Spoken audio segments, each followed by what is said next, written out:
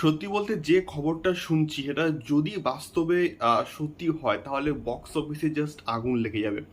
Hello guys, আমি Deep and welcome back to my channel Deep exclusive. So এখন আমি এই ভিডিওর মধ্যে কথা বলবো একটা বিগেস্ট এক্সক্লুসিভ আপডেটকে নিয়ে, যে আপডেটটা বর্তমানে কিন্তু সোশ্যাল মিডিয়াতে জাস্ট ধামাকা করছে। মানে ফেসবুকটা জাস্ট গরম হয়ে গেছে এই খবরটা আসার পর থেকে। তো বিষয়টাকে নিয়ে আমি একটুখানি ডিটেলসে কথা বলি।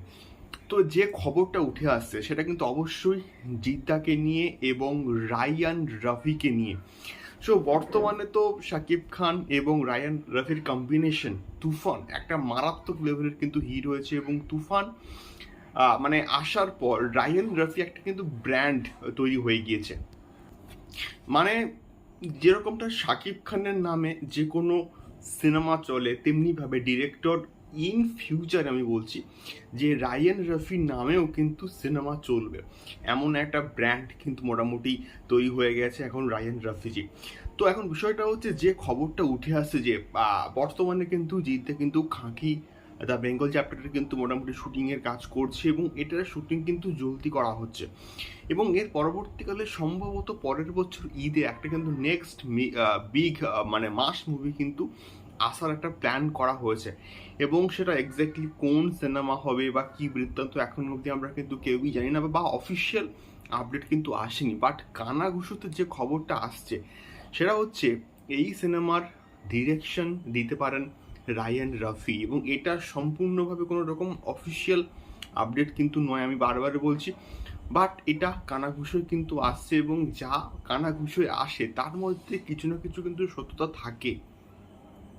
তো এই ছবিটার ডিরেক্টর হিসেবে নাকি রায়ান রাফিকে অ্যাপ্রোচ করা হবে, এবং মানে প্রাথমিক অবস্থায় নাকি এটার কথাবার্তা হয়ে গিয়েছে, এবং এর পরবর্তী সময় রায়ান রাফিকে নাকি জিদ্দার অফিসেও নাকি ডাকা হয়েছে, বা এবং জিদ্দা নাকি ডেকেছে, এবং নেক্সট পর্যায়ে হচ্ছে কথাবার্তা বলার জন্য জিদ্দার রাবণ সাকসেসফুল হয়েছে, চেঙ্গিজ হচ্ছে সাকসেসফুল হয়েছে, এবং ওপার বাংলার সঞ্জয় সমাদ্দারের সঙ্গে কিন্তু তিনি মানুষে কিন্তু কিন্তু কাজ করেছেন। বাট মানুষটা অতটাও কিন্তু সাকসেসফুল হয়নি, বাট মানুষ সিনেমা হিসেবে কিন্তু ভালো ছিল।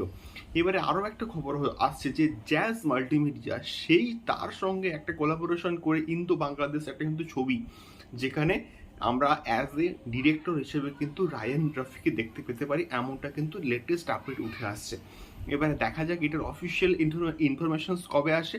বাট এটা হলে ওপার বাংলাতে কিন্তু রায়ান রাফি যে ব্র্যান্ড, তার জন্য কিন্তু জিদ্দার এই সিনেমাটা কিন্তু একটা বিশাল মানে বিরাট লেভেলে কিন্তু কালেকশনস করতে পারে। ইভেন জিদ্দার কিন্তু ওপার বাংলাতে একটা বিরাট লেভেলে কিন্তু ক্রেজ রয়েছে। তো ওপার বাংলাতেও যেমন একটা ভালো রকমের হচ্ছে মানে বিজনেস করবে, তেমনিভাবে আমাদের এপার বাংলাতেও কিন্তু রায়ান রফির একটা কিন্তু পপুলারিটি রয়েছে।